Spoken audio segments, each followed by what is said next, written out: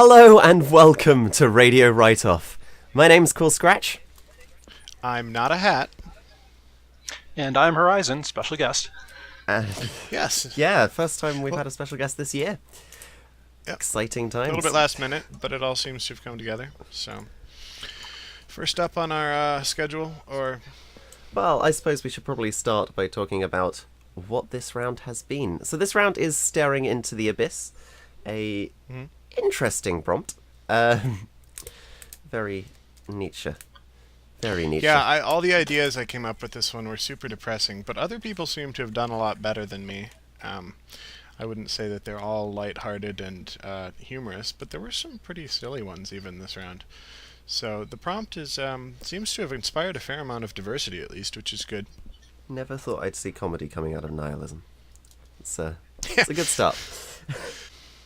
Yeah, I mean, I think part of it is that, we saw a couple of different interpretations of Abyss itself, where, the sort of the traditional one is, looking into nothingness or looking into death, but, then you get things like, the portal gun, or you get things like the addictions, or the various other takes we've seen. The screaming hell portal in your sink, yes. Yeah, that was good. I like that. I did enjoy that one a lot, yeah. So, yeah. General trends in the round, things to talk about in stories. Okay, first up, general trend. Shorter stories. I'm looking back now at a few other short story rounds. This round definitely seems to have more stories in the 2000s. You know, it's interesting you say that. Now that I look at the gallery here, it does seem awfully short. There's only one 8,000 and one 7,000, it looks like. And interesting. Yeah, small numbers of 7,000 well. is odd. The 8,000 is obviously not that odd. It's the maximum length you can get. Yeah. I think actually, at some point, a number of rounds back, we went and did sort of, histograms of, where all the stories landed, and you always see more in that 2,000 to 3,000 range. That's just, there's a big hump there of people writing the shorter stories going in just over the minimum prompt. Sure. I think what I'm not seeing this round, as you note, is there's only the one 8,000 word story, and after Drier than Gin and Fortune, it drops off to less than 7 and drops off pretty quickly. So we're not seeing people cracking the top nearly as much as we've seen, although that may just be a function of the number of stories in general. Sure, yeah. Yeah, and this felt like a small round to me, but Colden Gardez, soon after the stories dropped, he said it was about average, so he's probably right. It just feels short, small. I don't know why that is, but yeah. Yeah, it definitely does feel strange. And with 3 stories that are, like, under 2,100 words, this definitely does seem like... Definitely it's heading more towards the short end than usual. Even if we usually have a skew to the short end. Yeah, I don't actually know the numbers for that, but it feels like it is, so... Anyways, sorry, were you going to say something?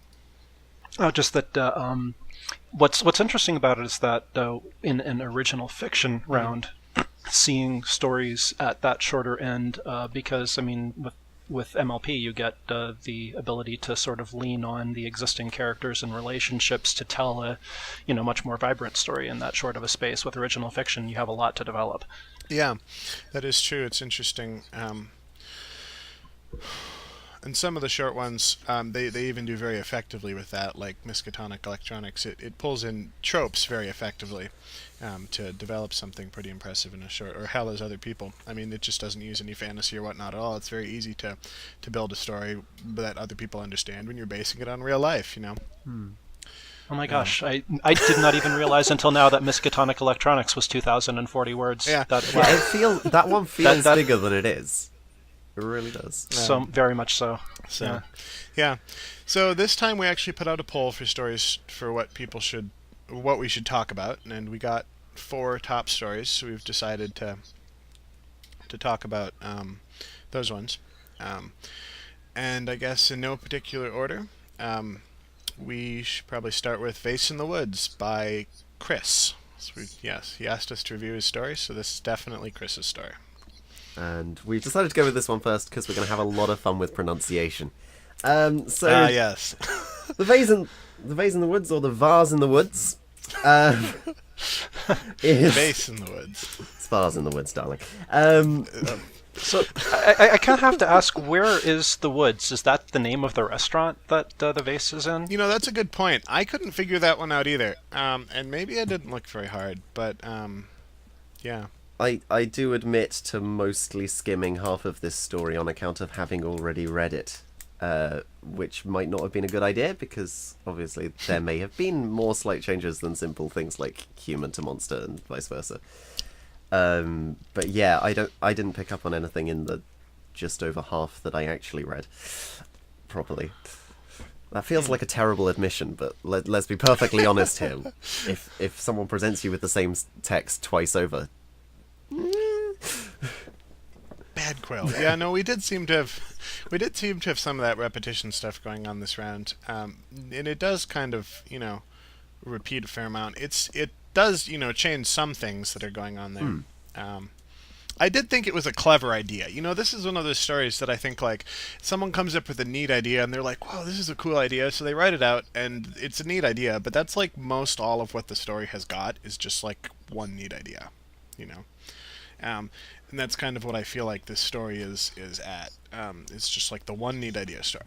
And it works out all right for that. Like, I do think it is a cool idea, the kind of loop-to-loop they pull here, where it, like, it's going one direction and then it, like, turns around and goes back the other direction, but it's really going the same kind of thing. I don't know. I thought that was cool. But it doesn't have, like, a lot of depth to it.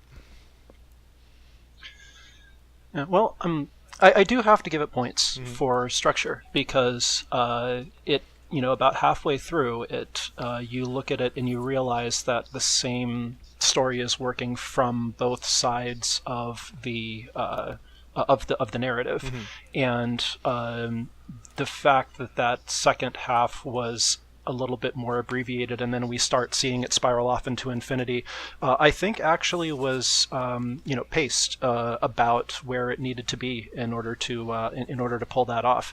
I did have some other issues with the story. With the I think in the comments several times people noted the voicing of the of the diary writer, but structurally it actually worked out fairly well for me.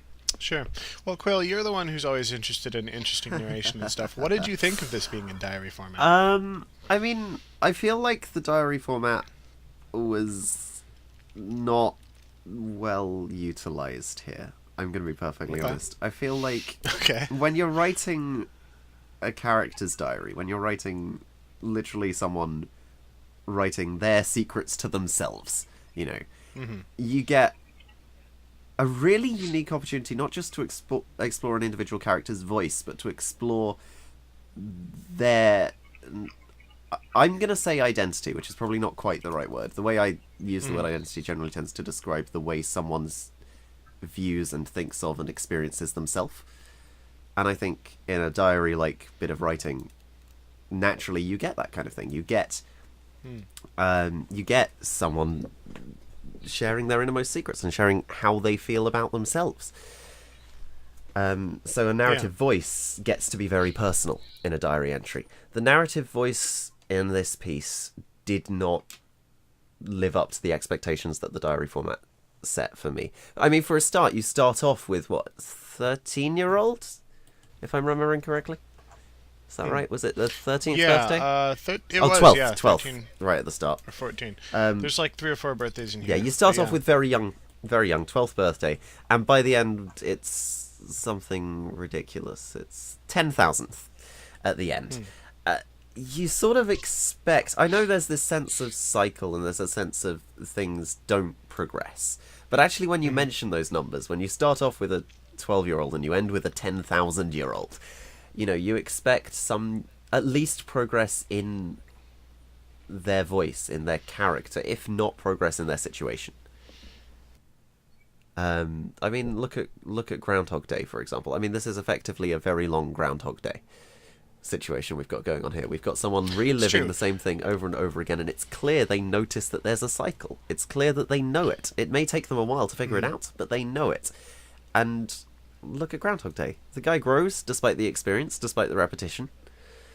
You can grow in a cycle. I haven't actually seen Groundhog Day, but I did read a very similar fic on FimFiction once. It was centered around Blue Blood, and they made the point that the point of the cyclical thing is not about the cyclical thing. It's about how the character reacts to it, you know. So I guess in that case, this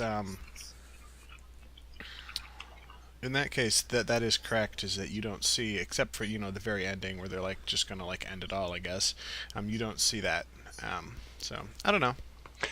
I think you're thinking of Captain Chrysalid's The Best Night Ever, by the way. Yeah, that's probably right. It was been a while since I read it, but I do remember it being quite good. Yeah, I agree. That's actually on my favorites list. I think it was on the Pony Fiction vault once upon a time. Sure. All right. It doesn't seem like we've got too much more to say about that. Shall we move on to... Actually had a few more notes on this one. Oh, awesome. This is just me. I'm just going to read out some of the bullet points I made whilst reading this. Because this time I made notes. Be proud of me, people. All right. Duly noted. So one of the things that I found really weird, a lot of the words on my notes page is the word sudden. I found a lot of things in this story very sudden. There were very sudden switches. There were very sudden changes. But the one that stood out for me near the start, the switch from Uncle Steve to Steve, fairly near the start of the fic, was very sudden. And it seemed to imply more was going on there than you think. It implies a character, at least a relationship change. And I think that's one of the weaknesses of this format, in that we're not really seeing what's going on in terms of the character relationships and the character development. We're just seeing these snapshots, these moments. And those changes come across as very sudden when you put them in this format. I do have to actually nitpick about that Mom and Uncle Steve had a big fight. She was accusing him of sleeping with all these different people. If he truly is Uncle Steve, why would Mom care? Yeah, that was weird to me as well, yeah. Yeah. And I think that, I'm willing to believe that's just a write-off time crunch error, that there was probably some thought of, stepfather just didn't translate correctly onto the page. Possibly. People's families can be weird too, so. And it was, I think, about at this point, people were actually starting to explicitly go insane in the story, so make of it what you will, I guess. That's a good point. Aside from the Uncle Steve thing, I think that was actually a very good entry, because it was actually sort of hitting to the strength of the diary format of seeing what the emotional impact of these events is on the narrator. I can see that. I think maybe it's just I found the execution of the cycle a bit unsatisfying. I guess that's... Yeah, I did think the re-loop, like it kind of pulls this loop-to-loop thing, I did think the re-loop started a little too suddenly. It's like she's going back to try and put the vase together, and then suddenly we get a thing from the opposite direction. And like I feel like it just flipped a little too fast there. I think I mentioned that in my review. What else did you have in your notes? The other thing I wanted to pick up on, there were quite a lot of typos in this one. Which is fair enough, Writeoff short deadlines, but obviously my approach is usually to assume that things are intentional before I assume that things are editing issues, before I assume that things are just mistakes. Sure. And you can kind of understand why you might get intentional language errors in a piece like this, because you're writing, at least initially, with a child. You kind of expect language errors in children's writing. That's just kind of standard. And if so, typos don't make sense, because this is handwritten. Why would you have a typo in handwritten writing? So, that just sort of grated on me, because I was looking at these errors and thinking, well, yes, errors would make sense in this, but not these errors. Yeah. So that just kind of... Yeah, that was interesting. That made those stand out more, I think. The fact that they almost had an explanation made them stand out more than just a them little being... extra dissonance there. Yeah, than them just being right-off time constraint things. So, long story short, authors, if you're going to write something that could have errors in it, reasonably, don't make errors that couldn't be in it, because then I'll get sad. Thank you. Yeah. And no one likes a sad quill. Well, I mean, we do. We don't like make. Anyways, sorry. Thanks. All right. Did you more? I said that wrong. I realized right after I said that. I was like, "There's no good way to. I just need to move on." Did you have more in your notes? I think I think we've covered pretty much everything on my notes there. So yeah. All right. I'm happy with that. Shall we move on to another story then? I think we're going to talk about. How about Drier than Gin? This is not the order I had my Chris. notes in. All right. Chris is drier than Gin. Yes. You'll have to excuse me for a second while I update all my author guesses.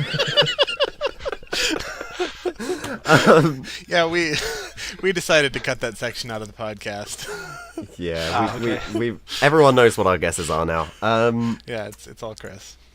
So I'm afraid I'm not going to be able to help with my notes when talking about Drier than Gin, because my notes for Drier than Gin consist of the sentence, "Dialogue is dry, lol."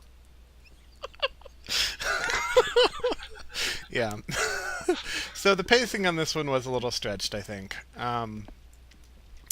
I do think, like, in the end, I think it worked for me. Like, the main character starts out as this really, like, antagonistic, almost, like, caricatured, awful character. And in the end, they turn out as a somewhat sympathetic character. And I'm not entirely sure the transformation into being sympathetic worked for me, but it did come across to me, like I could see what the author was doing. So, I don't know. Did you have any specific thoughts on this one, Horizon? Fairly similar. I think that again, the pacing seemed a bit stretched for me, especially the stretch in between when we start realizing that something is weird about Eri and when it finally drags out to the realization that we're looking at, spoiler alert, Satan, but the I mean, I think the story actually I liked the opening. You found Theodora's a little bit caricatured, but I actually appreciated the characterization. I think it walked a pretty fine line between making him repulsive and making him, not fun to read about. Yeah, I mean, I do appreciate people who go over the top and stuff to some extent. So even though I think it was a little caricatured, I would say it's probably better off being that than the other way, And that's not just because subtlety is dangerous in the write-off. I think people who have, who really try to reach for something are probably going to do better in the end than people who don't go for the long shots. I don't know.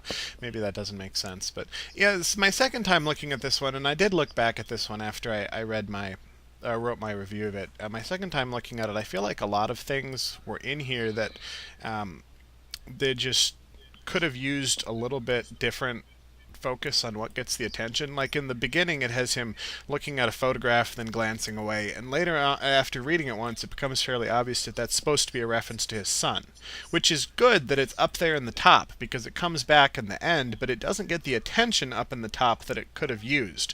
If it was more obvious that this photograph was going to be important, then when it comes back in the end, it'll have more impact. As it is, when the first time I read it, I completely missed the bit with the photograph in the opening, and so when his son comes in, I was like, what? Huh? Where's this coming from?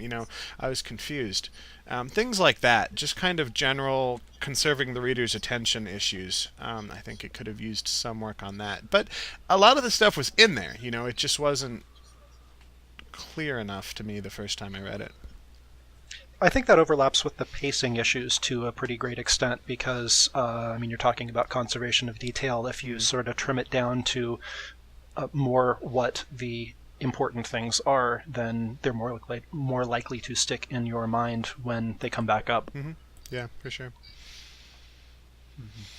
I think what's interesting about this one is it has a lot of really nice little bits, like little tiny details that are really nicely done. Let me see if I can find the sentence I was just looking for. I think it was, and then the statue spoke.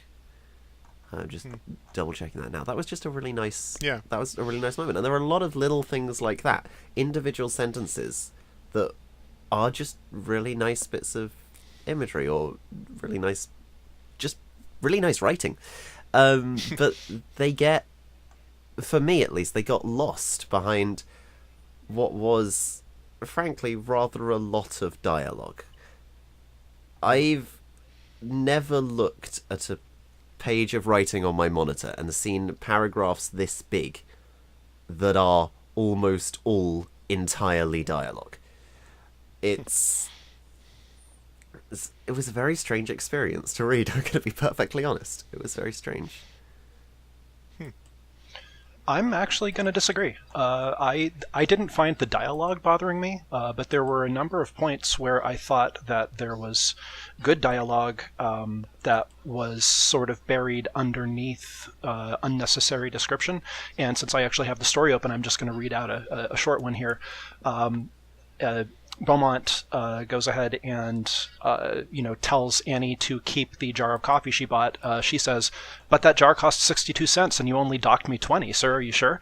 And that's a lot of information in a very short space. Which it's great. He's doing something genuinely surprising, and we see that in her, and we see that there's a principle to what he's doing that doesn't necessarily have to do with money, as he keeps insisting. And yet, that the entirety of that paragraph is, Annie was greatly surprised by Beaumont's generosity, but that jar cost 62 cents, etc., etc. Annie worried that this might be a joke at her expense, or worse, a test to see if she was as greedy as she is lazy. Beaumont's next words helped to reassure her, and she seemed to relax somewhat. And this is a case, I think, where it just comes down to that old, show, don't tell. And we have this beautiful, very showy dialogue that is being smothered under a lot of telling. And honestly, just getting rid of a lot of that telling not only is going to help with the word count and pacing issues, but also is going to help bring out the quality of the dialogue we're seeing. And I think this might not even be a dialogue versus narration issue, because I think there are instances where the issue's reversed. It's rather lovely, showy bits of dialogue or narration buried under an awful lot of telly dialogue as well, in some places. In short, Arthur, I think you've got a lot of good stuff going on this one. You could perhaps maybe focus on being a little bit more economical with your words next time. I think would help a lot of the issues we're seeing here. So, but I do think there's a good story in here. Agreed. So. Can I just say, I thought it was a bit odd that we introduced the main character using initials. That struck me as very odd when I read it, and having read the whole story, it still strikes me as a little odd. Less odd now that I've read the whole story, but still a little odd. Yeah, I think the thing that's supposed to come back in later, where he's addressed as Theodore, but now that you say that, it is odd, and I think it would be better just to cut the T totally. Just call him Beaumont. You get almost the same effect, and you don't need that initial standing out there by itself. And the reason that looks weird is because it's an initial in narrative. It's not like on a sign or on a letter or somewhere where you'd normally have an initial, I think. Yeah, that about sums it up. Like if T. Beaumont had been the sign on his door, no one would have thought it weird. But, yeah. That makes sense. That makes a lot of sense. So, all right. Shall we move on? I think we've got Chris's Hole in My Chest next, which is one that Lampshade's discussing it a lot. So which maybe is exactly why we're discussing it. Yes. We have fallen for the trap. Indeed. Well done, Chris. Well played. You've got us, Chris. God, is this not reminding anyone else of Fish on Fire calling everyone Penstroke? That was pretty funny. That was something. So yeah, I miss Fish. everyone does. Everyone does. It's a brief blazing streak across the stream of Writeoff history. So there's a hole in my chest. Quill's Try and moving on bring us now. on topic.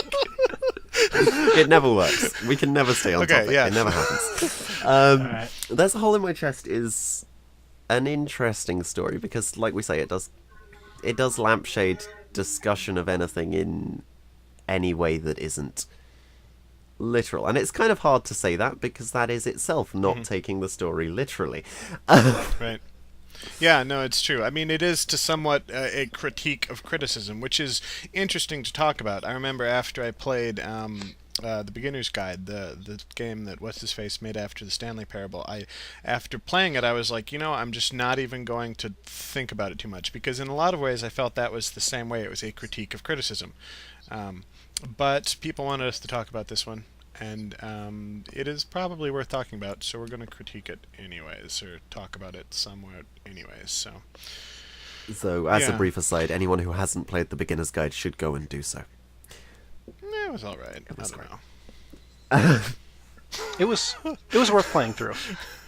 Yeah, I'm glad I got it on sale. But anyways, stories, not games. Yes. Yeah. So go ahead. I was just going to say I would like to start by giving a shout out to Obscure in story comments, who said, you're playing out the story in the critique, which is a way hilarious and also infuriating. And I read that, and I have to admit this story immediately jumped 3 places in my voting. Yeah.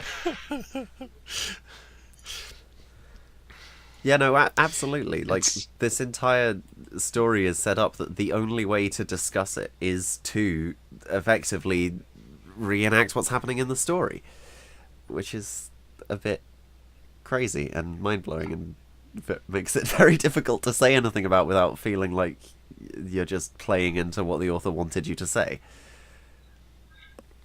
And frankly, for me, when a story is able to pull off that level of meta, it's just a beautiful thing. I really kind of hope that we see this as a meddling meta story. It's going to be among my top contenders. It's certainly among my top votes, and I'd love to see it.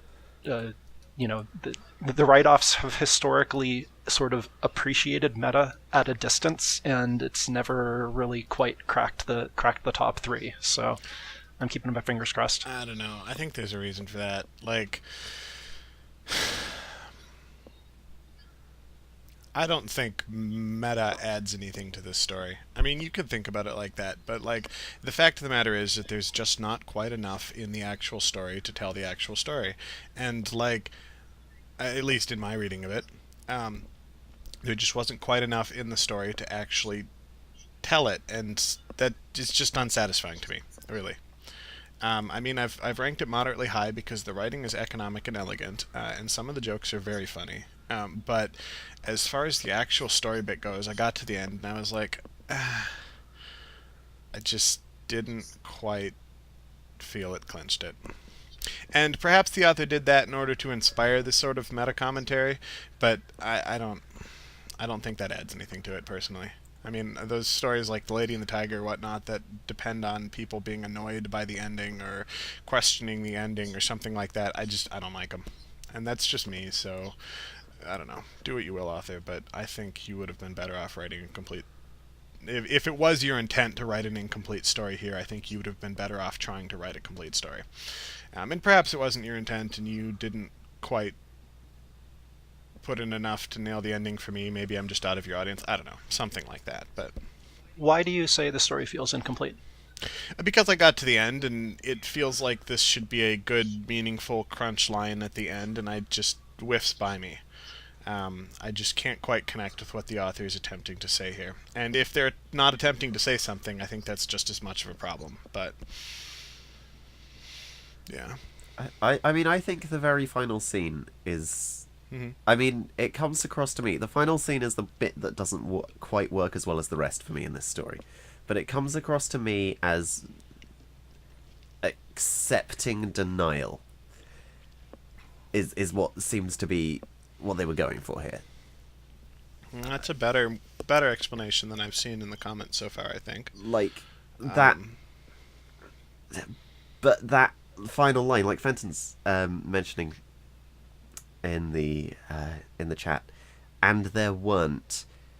But there obviously were. We spent like X amount of the story saying there definitely is. So like, I don't know. Maybe it's just too contradictory for me. The ending is interesting because it kind of prompts us to think, well, is there really a hole in the chest? Are there really there writhing definitely pools of is. maggots He was in very place clear of about sides? this. He was very clear about this. But are there Well, at the I end? think that gets to. That's the question. I think that gets to I think the point of the story where you recapitulate the argument and comments. It sounds like you're saying, yes, there's very definitely a hole in the chest. You are privileging the narrator over the facts as described in the story, because I think all of the facts in the story, it is repeatedly pointed out that it is impossible for this to be the case. And No, it's repeatedly pointed out that it's impossible to perceive this to be the case. It's not like his wife runs her fingers around the hole in his chest, so unless he is hallucinating that, he physically has a hole in his chest.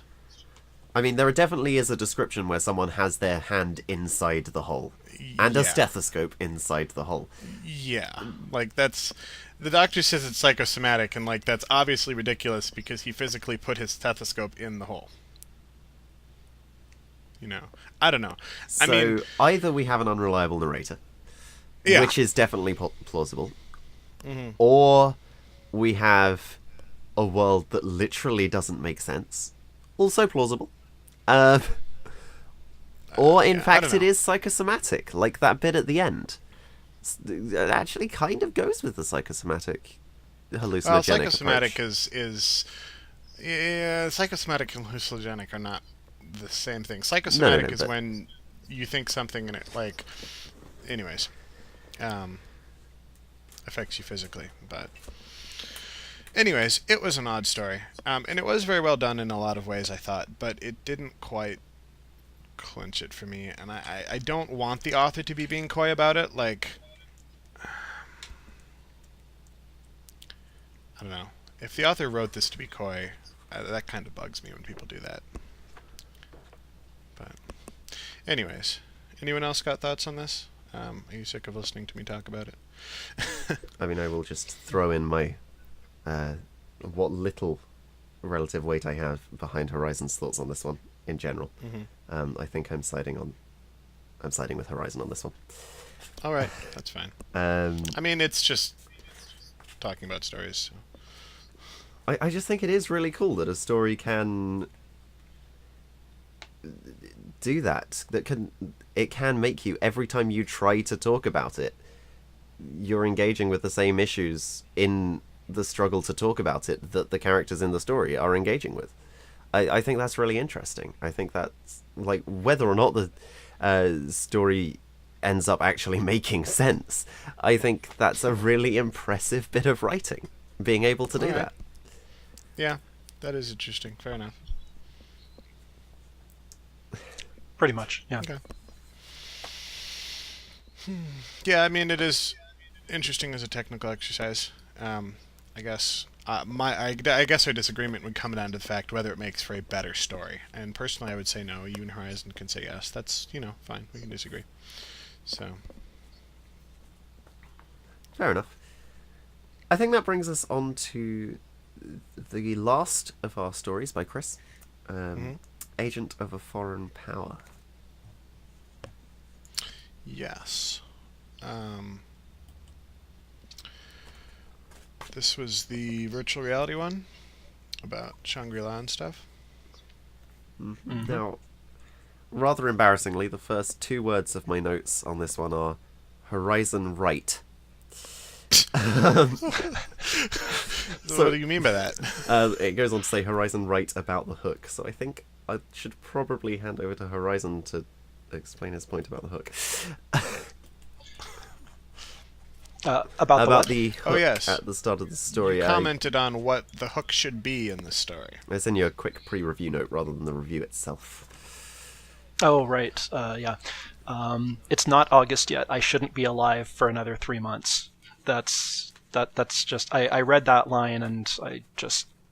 I just thought, why is this not at the top of the story? That's a very good point. Yeah, no, that is an excellent hook. I agree.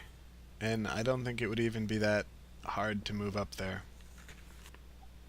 But I mean, I think that does bring up the very interesting point of using hooks a little way into a story, because I've seen stories do this before.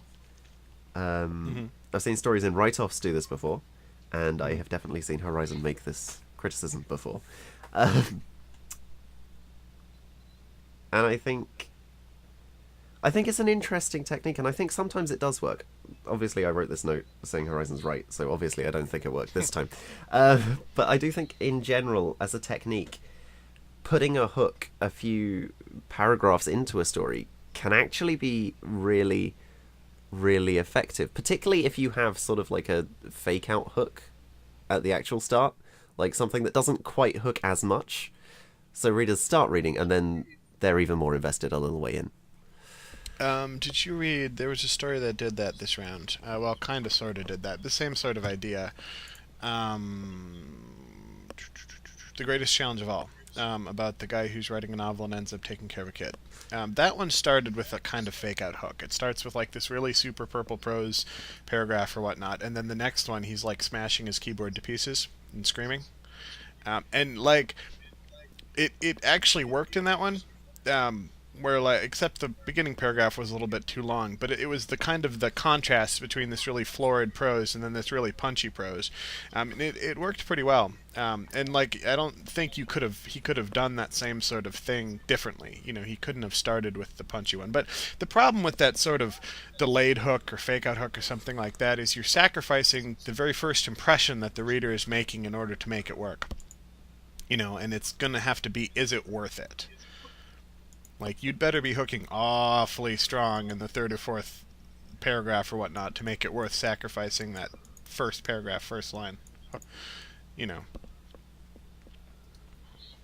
Yeah, agreed. I've always been an advocate of jumping in as strong as you can, as early as you can, and that's not just a write-off thing. In fact, in the write-off, it's arguably not as important because your audience is going to get through your story no matter what, since they have to vote on it. Definitely. But once you get out into the market of slush piles and the market of trying to catch people's attention with just a couple of a sentence or two at the top of the feature box, or even worse, the single sentence of your short description as it scrolls down the left-hand side of the front page of FimFiction, that's all you get. That is literally all you get, and if that doesn't hook it, then your reader moves on.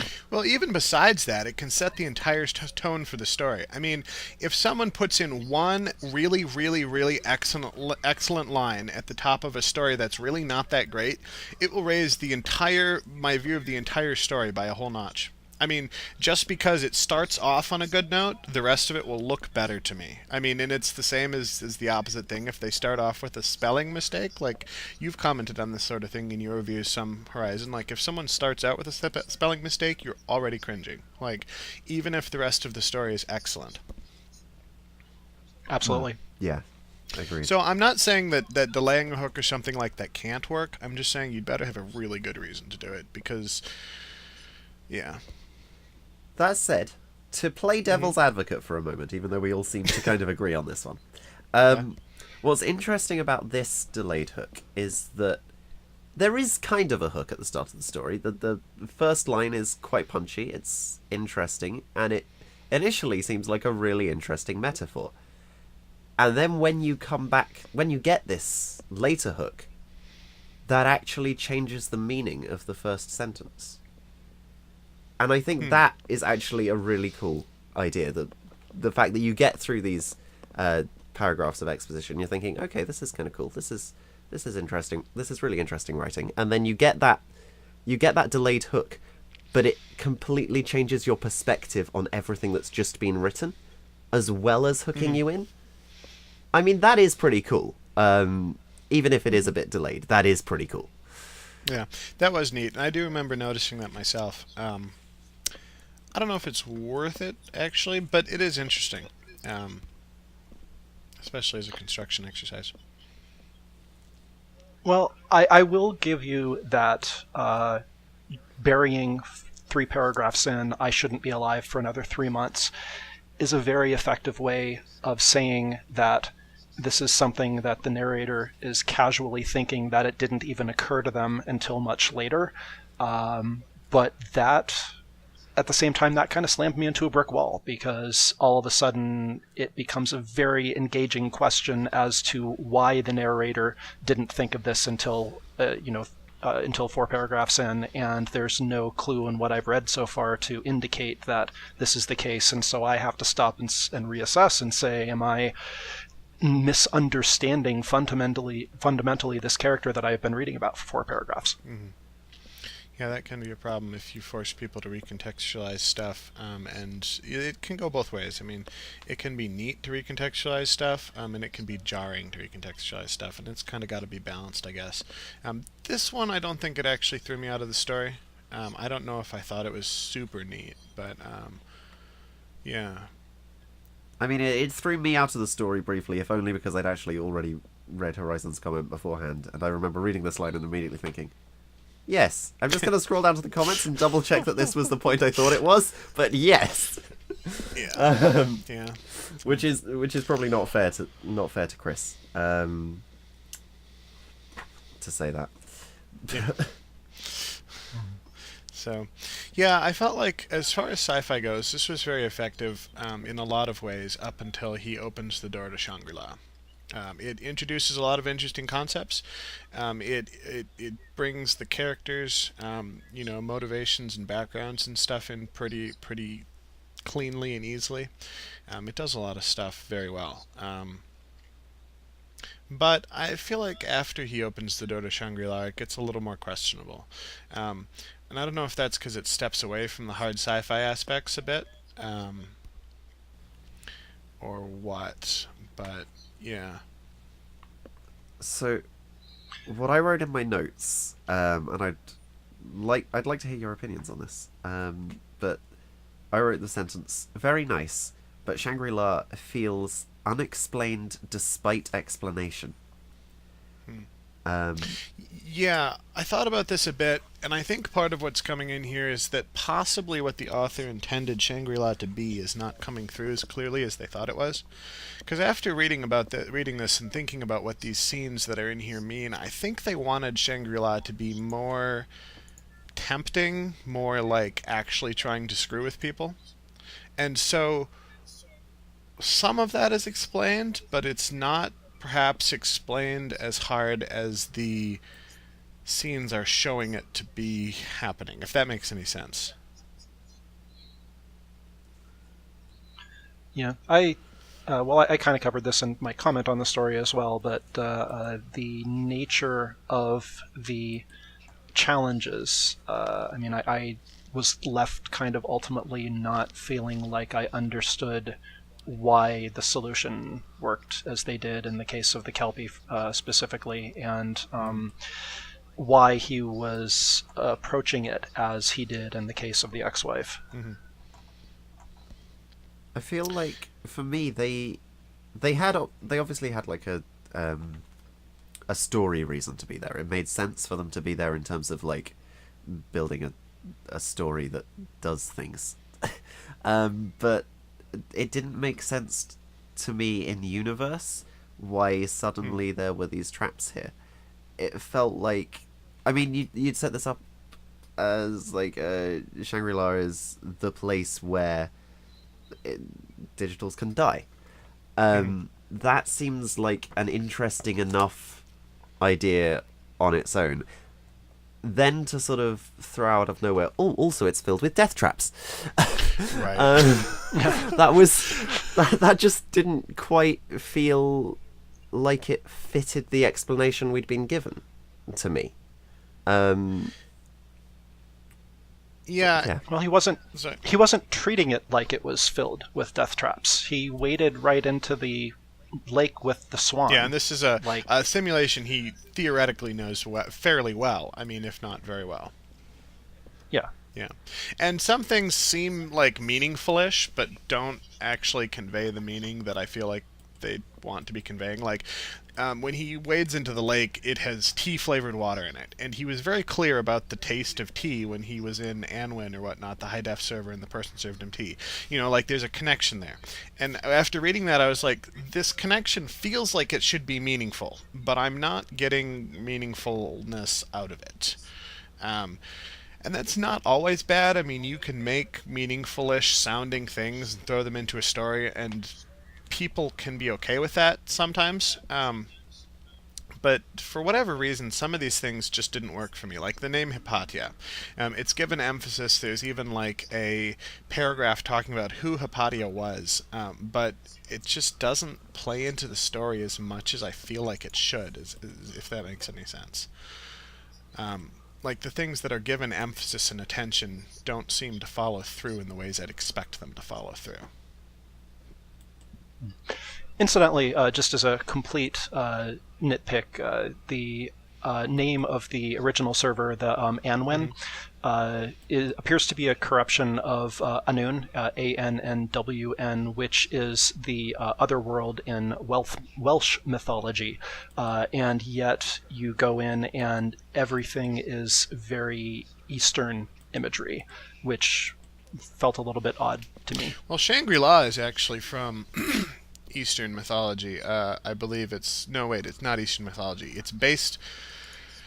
How does it go now? I believe Shangri-La was like in a story of some sort. It was either a movie or a book someone wrote that based on some of the ideas in Eastern mythology. But it's like supposedly this valley way up in Tibet where like no one gets old and no one dies and like this and that. And I don't remember exactly how that ties in. Like, I don't think Shangri-La is actually Eastern mythology, but the things it is based on, if that makes any sense. It's from the British 1933 novel Lost Horizon. There you go. Just so we know. I knew it was something like that. And a lot of the things in that are based on Eastern mythology. So it's not actually from there, but it is based on that. Yeah, so it seems like there's a little bit of a crossing of the streams of the mythology that's being drawn from here, which, if I were going to provide further feedback to the author, would be maybe getting that straightened out a little bit.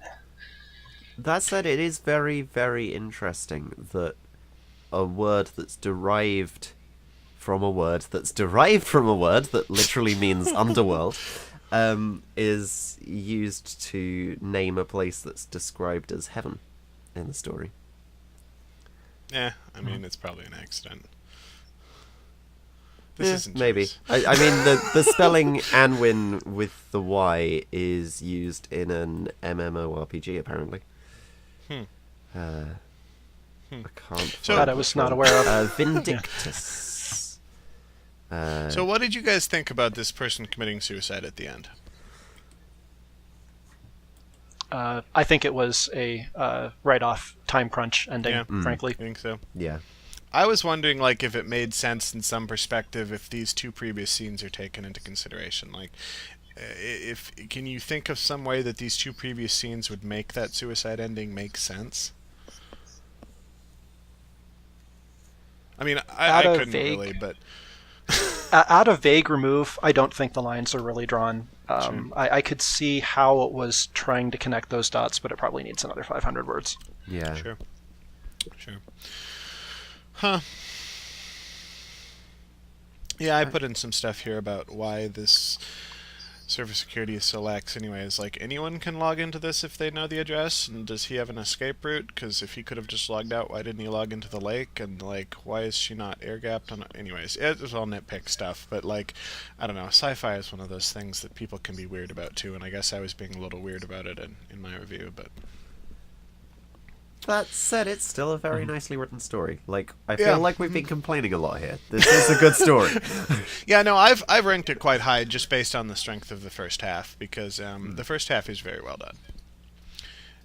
And the fact that it falls apart a little at the end, well, I mean, that's what happens sometimes when It you're does in a time happen in crunch. Writeoff. I would love to see the second half of this done as well as the first half. Yes, that would be an excellent story. Yeah. So... Anyways, I think that's all the stories we planned to talk about. Did you guys have personal recommendations? Anything that you read you thought was particularly worth other people reading? Oh boy, do I have recommendations. I have two stories I'm a huge fan of this round that we haven't talked about at all yet. And just to briefly mention them by name, they're Chasing the Dragon and Miskatonic Electronics. We briefly touched on... I was going to go for Miskatonic. That was my recommendation. Tell you what, you can have that one. I'll take Chasing the Dragon. All right, we'll go with that. Actually, I could recommend Skyward too, because I thought that one was really good. But go on. Skyward's also pretty great. Chasing the Dragon just really, really worked for me. I had a few nitpicks. I have actually written up a review for that one, but I kind of want to post it with another batch of reviews. Possibly Sunday. But I really liked Chasing the Dragon. It just made me feel happy to read it. It had a great depth of emotion, which is something I think is good. More stories should try for just having lots of really strong emotion in them. And it's hard to get that just right, but when they get it just right, it's awesome. Yep. Yeah. Just optimistic endings are always happy. Yeah, I liked Miskatonic Electronics a lot, and I think I said this in my review, but partially because at the end of the last podcast, we were talking in Just Talk, and I was like, I had this idea for a story where like all of our technology is actually based on black magic, and Crafty like laughed so hard he almost busted his rib or something, you know, like he very nearly fell over laughing. And then this story shows up, and someone's written it, and it's like almost the same idea. And I don't know if it was inspired by what I said or not, but I was like, this is awesome. So... yeah, it's great. You should read it. It's a funny comedy, and definitely original. And apparently only 2,000 words. Yeah. Really, very, very economical for those 2,000 words. Yeah. Yep. Well, in terms of recommendations, we've already talked about all of my top 5 except for When We Yearn, which I thought actually was pretty well put together. I feel like I don't quite fully understand what the author was going for, but each individual scene is really vivid, and the combination of them put together feels like it's bigger than the scenes by themselves. So even though I'm kind of struggling with it, I see what it was going for. And I'd also like to give a shout out to Tarda Furor, which is not in my top 5, and I think is going to be a little bit more controversial, but I was one of the apparently fewer people in comments who really did appreciate the narrative structure that it used. I thought the structure was pretty good. The second person turned me off really hard, but the structure was good. Mm-hmm. All right. I think we've covered everything we were going to cover. Let me just double check our thing here.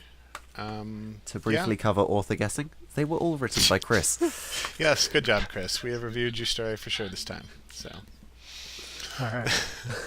Thank you for joining us, Horizon, and hopefully we will do another one of these at some point this year. All right. Well, thank you for the invite. It's been a pleasure to have you. This is Radio Writeoff signing off. Yeah, what he said.